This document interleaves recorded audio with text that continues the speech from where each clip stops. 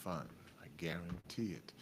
Well, good afternoon, and welcome to the 10 Commandments of Leadership. I am your host, Tim Alston. I'm a leadership strategist. I'm also a four-time Amazon best-selling author.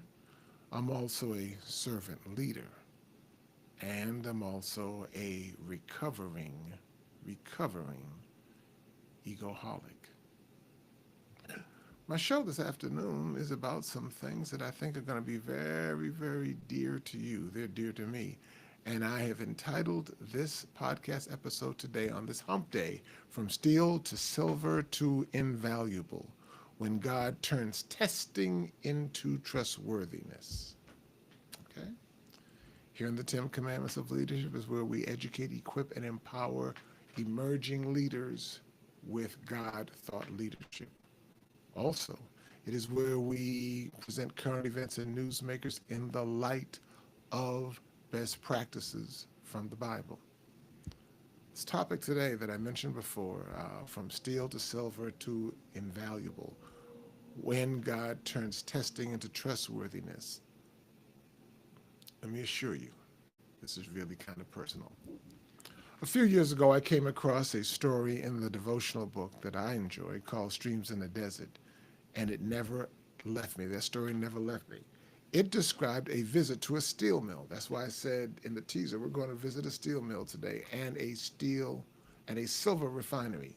The writer walked through the testing room, surrounded by heavy-duty equipment that twisted, stretched, compressed, and even snapped pieces of steel. Each piece measured how much, each test measured how much stress and strain the steel could endure. Now, the purpose was not destruction. The purpose was designation. What is this piece good for? For example, can it hold the weight of a bridge? Can it anchor a skyscraper? Can it steer a ship through high winds and dangerous waters? Folks, friends, I believe God walks us through similar testing rooms. But it's not to break us, but to build our biography, not to punish us, but to prepare us.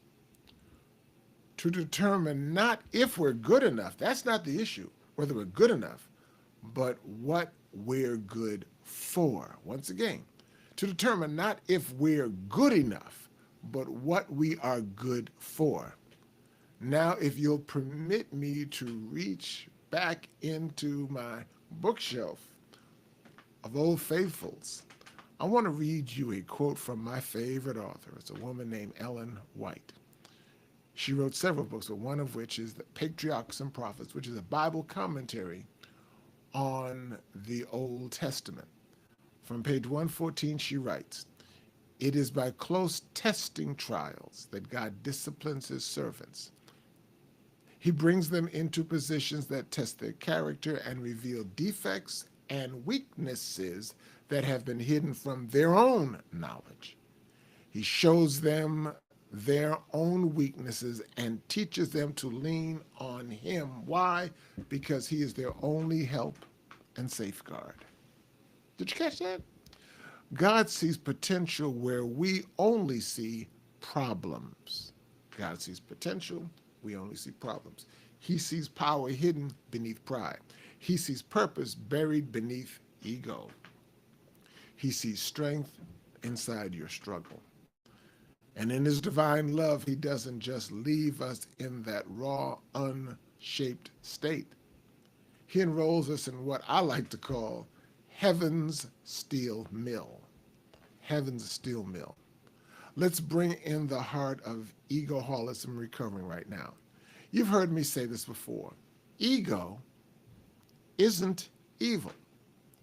Ego is a God-given sense of self. It's a God-given sense of self.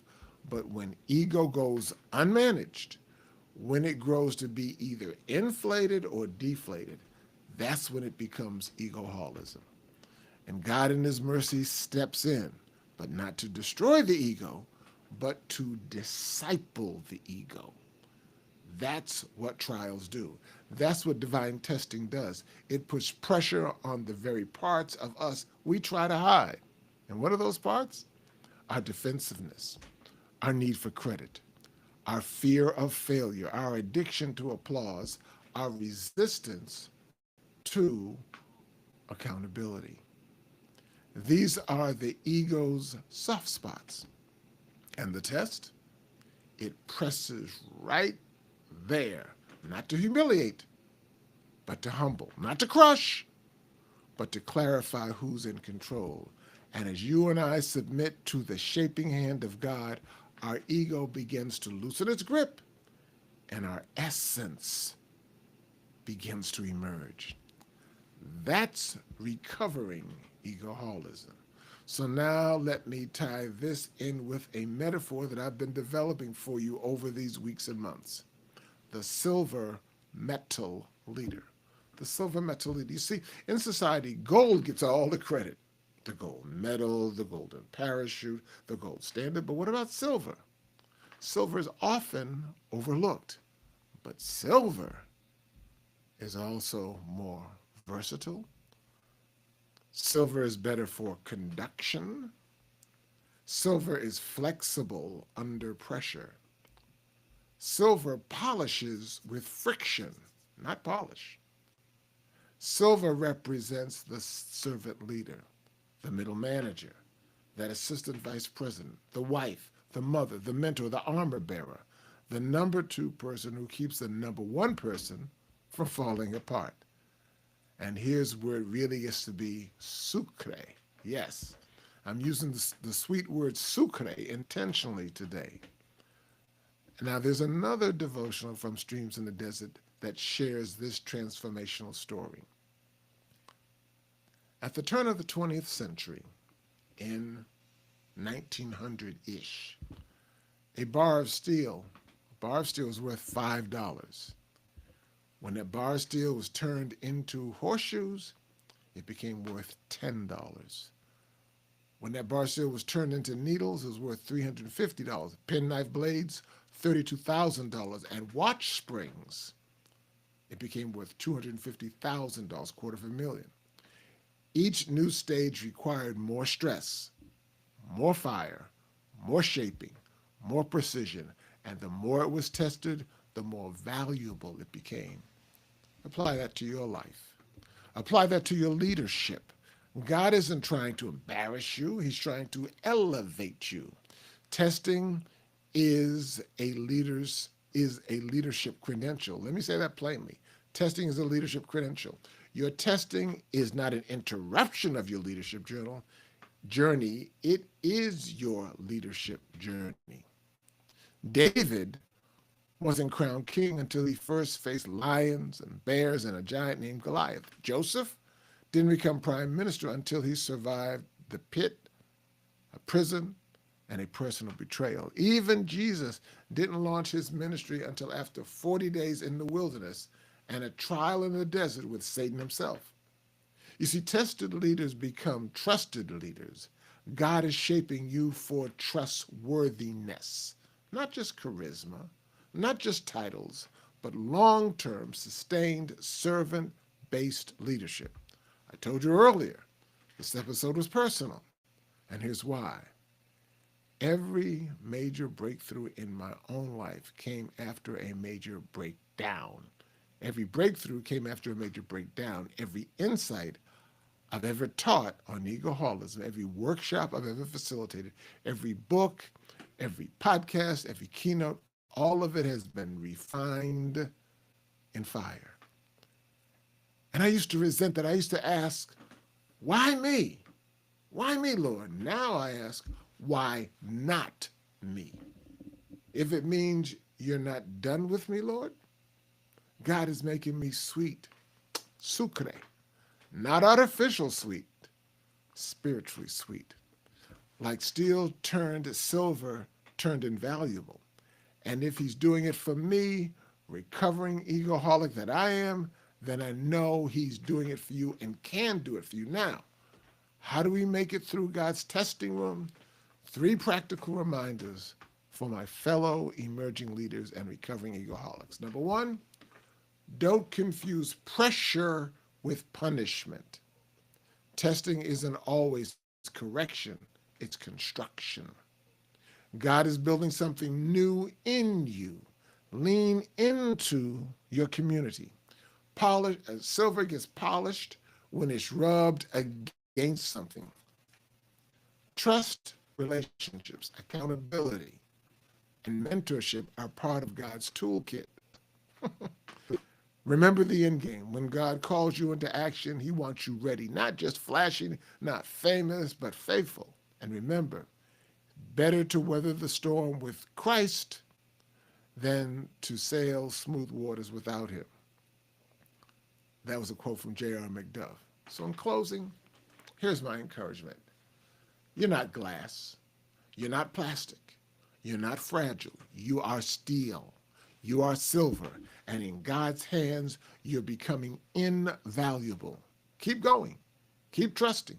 Keep letting him shape you, because your leadership is not about you. It's about what God can do through you.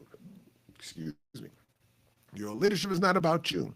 It's about what God can do through you. And when the ego is surrendered and the soul is submitted. This has been the 10 Commandments of Leadership. If today's episode resonated, please share it with someone in your life who's in the middle of the fire and remind them they're being forged, not forgotten. Until next time, keep leading with humility, keep recovering with honesty, and keep trusting the one who knows your breaking point and still believes you won't break. I'm Tim Alston. Stay sweet, stay silver, and stay in the shaping. The shaping will not hurt you. It will not harm you. Maybe that's a better way to say it. It will not harm you. It will grow you. It will make you become that person that you and I, but more importantly, that God intends you to be. I am not recovered. I am recovering. Come and join me and walk with me. Let me walk with you. Thanks for listening. I hope that I've encouraged. I hope that I've informed. I hope that I've inspired you. One more day, one more time. Why? Because the greatest gift that God has ever given us is today. And that's why it is called the present. God bless you. I'll see you on tomorrow, Thursday, where we'll talk about this a little bit more, and you'll open up a little bit more and let God in to help you become all that you intend, but more importantly, all that God intends for you to be. Bye-bye.